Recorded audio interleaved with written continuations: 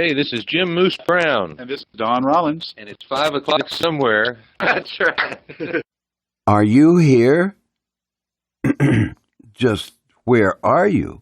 Well, whether you're in New York or Los Angeles, really anywhere in the world, 5 o'clock is synonymous with calling it a day and enjoying a cold beverage. Maybe your cold drink is the famous hurricane cocktail made famous by Pat O'Brien's bar in New Orleans. We heard our friend Dave Hooser was hanging out in the French Quarter, but he didn't necessarily wait till 5 o'clock. He knew it was 5 o'clock somewhere. Now, most of you know the song, It's 5 O'Clock Somewhere. That was recorded and made famous by Alan Jackson and the late Jimmy Buffett. It became a very important song for Jimmy Buffett. It's 5 O'Clock Somewhere remains Jimmy Buffett's only #1 hit. He performed it close to 600 times over the last 20 years. In fact, Jimmy sang it as a duet with Mac McAnally at his very last performance, July 2nd, 2023. Your host, Paul Leslie, had the honor and pleasure of interviewing Don Rollins and Jim Moose Brown, the two songwriters who wrote the hit, It's 5 O'Clock Somewhere. The interview took place in a recording studio in Nashville, Tennessee, years and years ago. It's 5 O'Clock Somewhere, written by Rollins and Brown, catapulted Jimmy Buffett even more into the public spotlight and gave him lots of airplay on country radio. It spent 8 non-consecutive weeks at #1 in the Billboard Hot Country Singles chart in the summer of 2003. The song also won the CMA Award for Vocal Event of the Year, as well as the Grammy for Best Country Song of 2003. It was also number 17 on the U.S. Hot 100, making it the most successful pop hit for both Alan Jackson and Jimmy Buffett. Billboard named It's 5 O'Clock Somewhere as the most played country song of 2003. Right quick. The Paul Leslie Hour has been archiving and distributing interviews for more than 19 years, and it's made possible in part by listeners and viewers like you. So give to yourself and to others the gift of stories. Simply visit www.thepaulleslie.com/support. Hey, I think it's time we played the interview with Don Rollins and Jim Moose Brown, two very talented songwriters, right here on the Paul Leslie Hour. Sitting here with Don Rollins and Jim Moose Brown, songwriters, musicians, and they're going to tell us a little bit about their lives and a little bit about their songwriting. So I'd like to first of all thank you guys for making the time to do this, and thank you for taking the time to talk to me. Yeah, nice to meet you. Thanks for having us. Thanks for coming down to Nashville. First, I'd like to start with, to my immediate right, Mr. Jim Moose Brown. I wanted to know how you got started with the songwriting end of the business.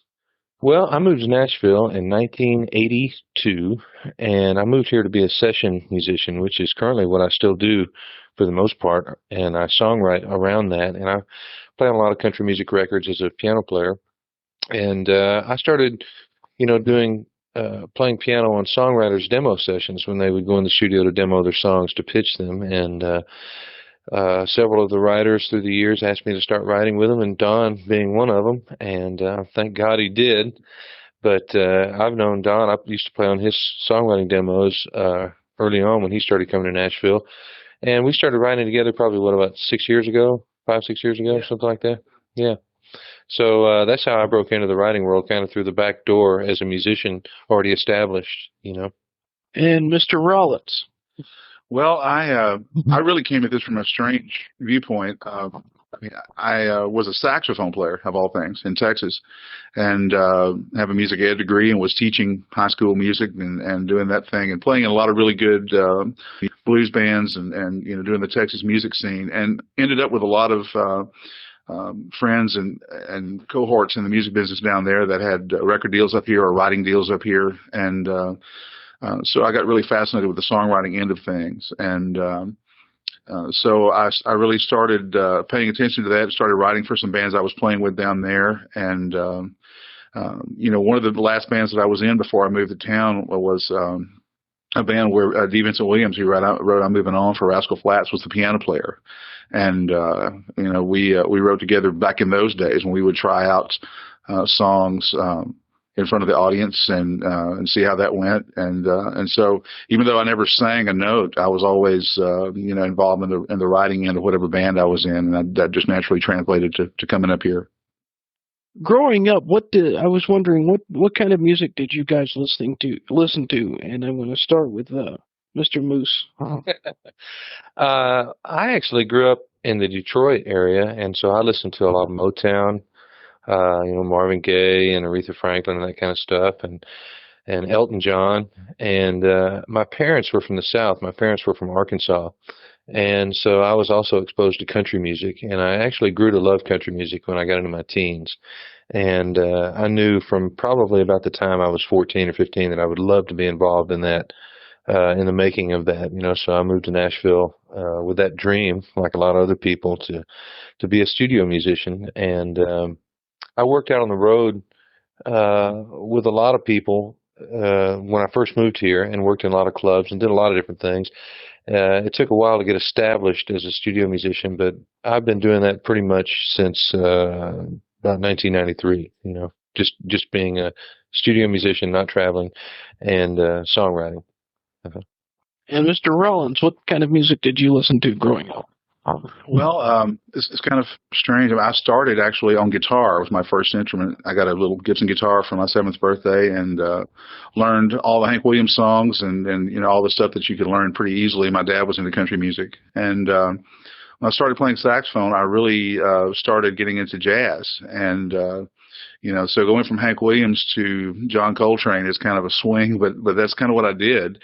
And then when I was in college, I started playing with bar bands, and my first bar band that I was involved with was playing behind Katie Webster, who was one of Otis Redding's former keyboard players. So that really woke me up to the Stax, the old 60s soul stuff, and that kind of formed a bridge for me between the jazz stuff that I'd been doing and the country stuff that I grew up on, and that definitely made a link between all of that and made it all make sense and work together. So and then I have a classical background, and I play with everything from symphonies to I did a short run with Ringling Brothers Barnum and Bailey Circus one time. So I have a pretty diverse set of musical influences, but really from country to jazz to old soul is kind of my major stopping points. So how did you guys meet? The first time I met Jim was in 1997. I had just signed a writing deal with Warner Chappell. I was still actually teaching band in Texas, and I was doing songwriter demos up here at a studio called Germantown, and Moose came in and played piano for me on that session. That I remember very distinctly. It was the first time I ever met Jim. And what was your first impression of Jim? Was that he was a good keyboard player. I never really, I never really thought about any of the session players that worked on my demos as songwriters. Of course, I was coming from Texas, so I didn't really get to know the guys that well, and it was like, you come up, and recording demos is a very fast-paced thing. You try to do 5 songs in 3 hours, and everybody's going really quickly. And, they were great guys, but I never really got the chance to know them much. So it was after that I moved to town in 2001, that we actually got to sit down and talk enough to find out that Jim was a writer, and that we probably ought to sit down together and try this. And I'm really glad we did. So, Mr. Brown, what did you think when you met? What was the first impression of Don Rollins? Well, Don has a lot better memory than I do, because I kind of remember those days, but as a musician, I play on so many songwriters' demo sessions that they all kind of run together a little bit. I do remember that, but I think his memory's a lot better than mine. I don't remember a whole lot about those days, but at that time, I wasn't writing at all. Don said that he didn't know, if I was a songwriter or not. At that time, I actually wasn't. I don't think I wrote my first song until about 1998 or 99. And so his impression of me as a piano player was probably the only thing he had to go by, because I wasn't writing songs at that time. I remember early on meeting Don, I really got into his lyrics. He's a very, very, very brilliant lyricist, and that was probably my first memory of those sessions that we did together back then. Is just what a strong lyricist he is. You have had the opportunity to play on a lot of albums with your keyboard playing, and I was talking to John Goodwin earlier, and he said, "Man, Jim is one of the best keyboard players in town." And I was wondering, out of all of the session work you've done, is there any in particular that really stands out in your mind as being a particularly memorable or a special album to you personally? Well, I played on three of Brad Paisley's records, and those always stand out to me because he is such an incredible musician. Uh, I remember the last album that we did last year. Well, actually, we just finished one up, but it's not out yet. But we did an album for him last year called Time Well Wasted, and we did an instrumental on there called Time Warp, and it was the fastest thing I've ever, not only ever played. I think it's the fastest thing I've ever heard. That's one of the highlights, recent highlights anyway. Um, I don't know. They're all kind of special in their own way.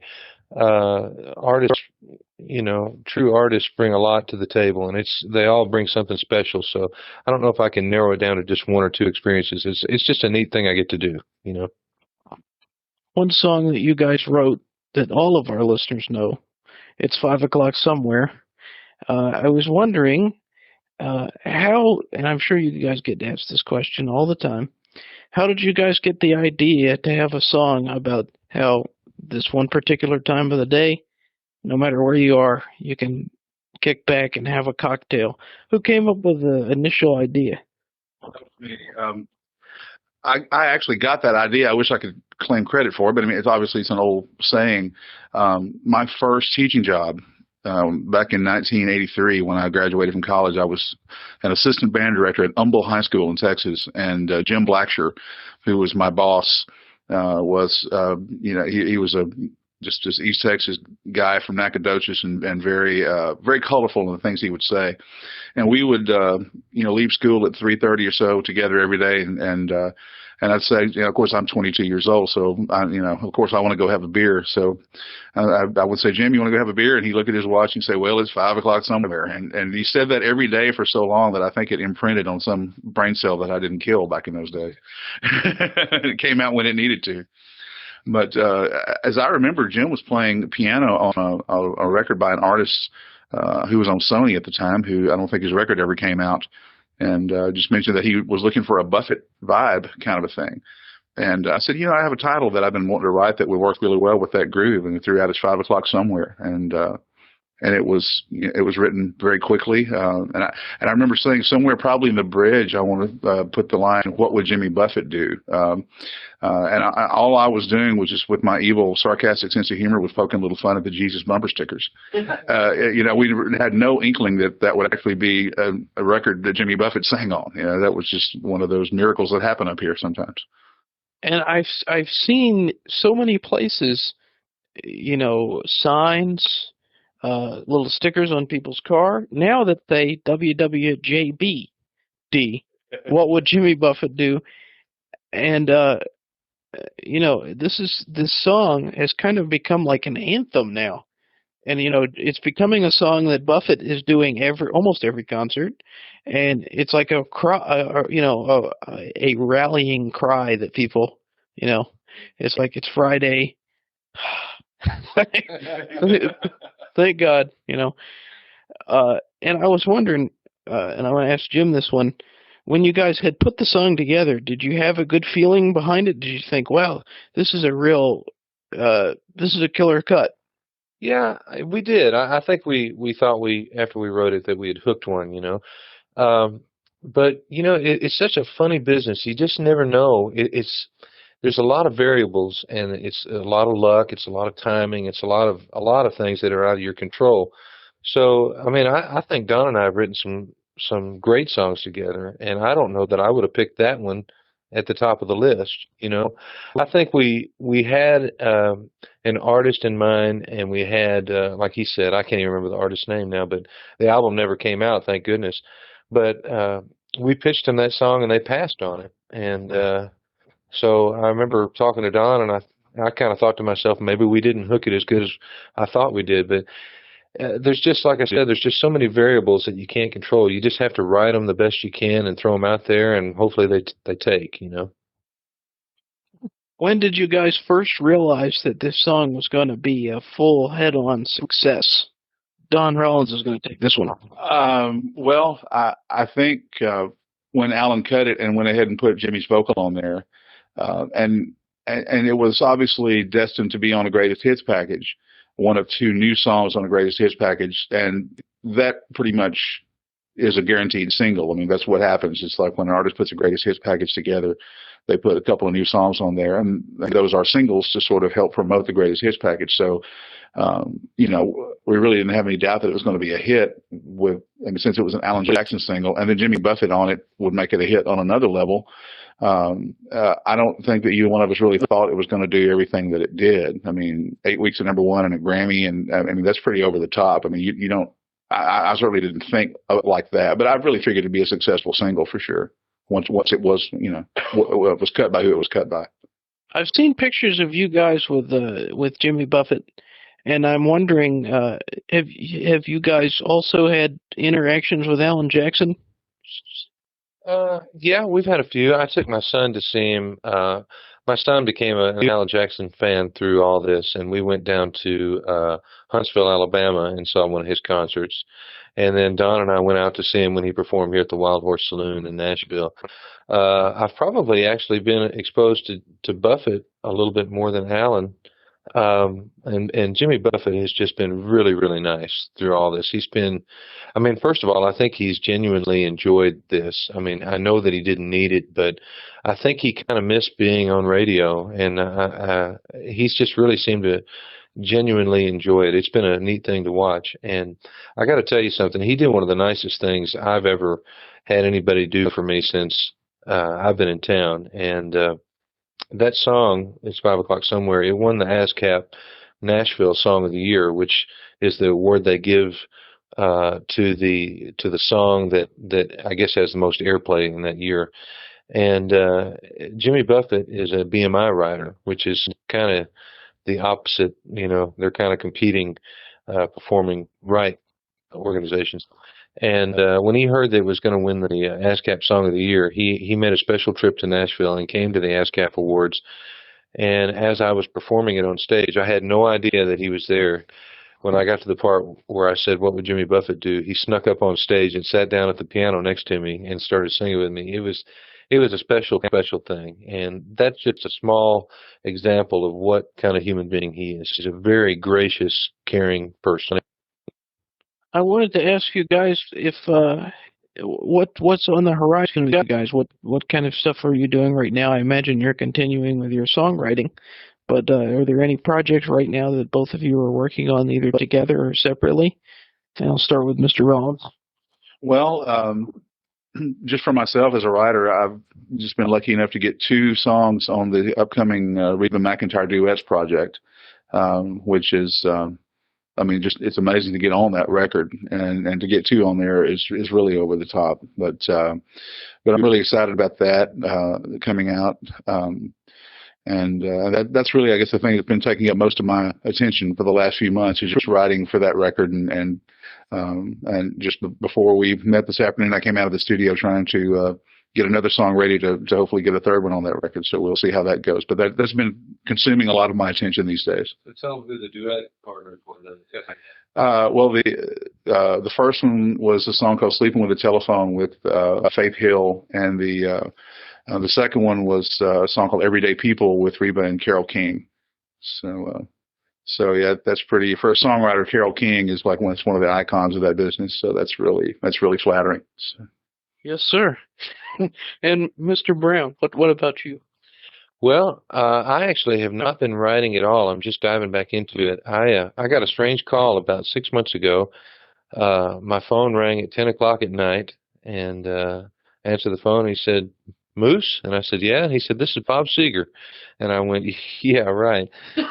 And then I looked at caller ID, and it said Michigan. And I said, "Holy cow, this is Bob Seger," you know. So I had been recommended to him I'm primarily in Nashville known as a keyboard player, but years ago I used to play electric guitar, and I kind of gave it up when I started doing recording sessions and just focused on piano playing. But anyway, somebody had recommended me to Bob, Brent Rowan actually, who's a session player here in Nashville, recommended me. Bob was looking for somebody who could play guitar and keyboards and sing, and so he invited me up to Detroit and hang out with him for a little bit. And the next thing I knew, I was part of the Silver Bullet Band. So that's what I've been doing for the last 5 or 6 months. Is I've been on tour with Bob, and that tour just finished up in Detroit. We did 3 shows in Detroit, and they recorded the last 2 and had a film crew out and everything. So I think there's going to be a live album that comes out of that.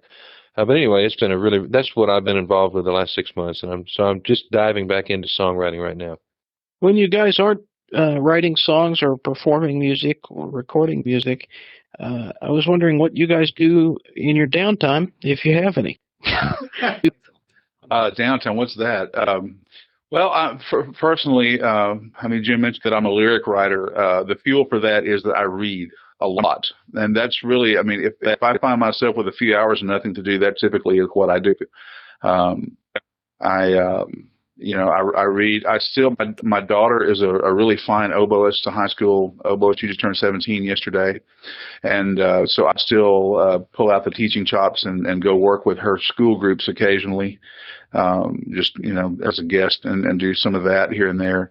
And I love to hunt and fish when I get the chance, but it's been actually quite some time since I've had a chance to slow down that much. But I'm actually going to North Carolina to the beach over Labor Day and going to go chase the fish around a while. But I have to really deliberately block off chunks of my calendar to do anything like that, because this business will consume you. If things are going well, and if things are going horribly, then your phone never rings and you're really miserable. So, it's but all in all, I really shouldn't complain. But I'm very busy with what I do, and I love what I do. Downtime. I don't really have a lot of downtime either. I try to set aside weekends to be with my youngest son. My older son is in college, Jeremy. He's 19, and my younger son is 14, Josh. And so we do a lot of stuff together on the weekends. I've got a Harley. We ride some together and try to get caught up on the yard work and that kind of stuff, Just try to stay around the house and be with the family. My last question for you guys. Given that this program goes out all over the world, it's kind of a philosophical question. Well, what would you like to say to the world? And I'd first like to ask Don Rollins. Like to say to the world? That's a really loaded question. I'm not sure if the world would like to hear what I'd like to say to it. All I can say is lighten up. I think we really are just as a planet emphasizing our differences a lot these days. And I think there are people that are making a really good living off of helping us emphasize our differences. And I really wish that we would learn how to read beyond the headlines a little bit and think beyond the sound bites and speak and realize that we definitely all have more in common than we have not in common. So that was what I would say. And Jim Moose Brown. Well, I think that was some pretty good comments right there. I feel the same way. I also feel that along with lightening up, we should, not, like Don said, believe everything. There's always 2 sides to everything, and I think that you shouldn't believe everything that you see on television. I think that there's such a spin now on television that you got to search out for the truth a little bit, and I think also, sometimes you need to look upward for the answers instead of to the television, I try to do that as much as I can. Well, guys, thank you so much for making the time to do this. I really appreciate it. Thank you. Well, thank you. Thanks for inviting us. Yeah, we had a great time. Pat O'Brien's bar owes you guys a lot of money.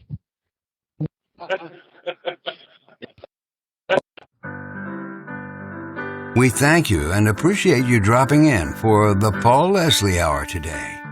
You can help the Paul Leslie Hour in our mission to provide independent media content like this by visiting www.thepaulleslie.com/support. We truly thank you. This is your announcer, speaking. Performance of The Entertainer intro song and Corina Corina outro song, courtesy of John Primorano. Well, that's it for today. So until next time, be safe and be good.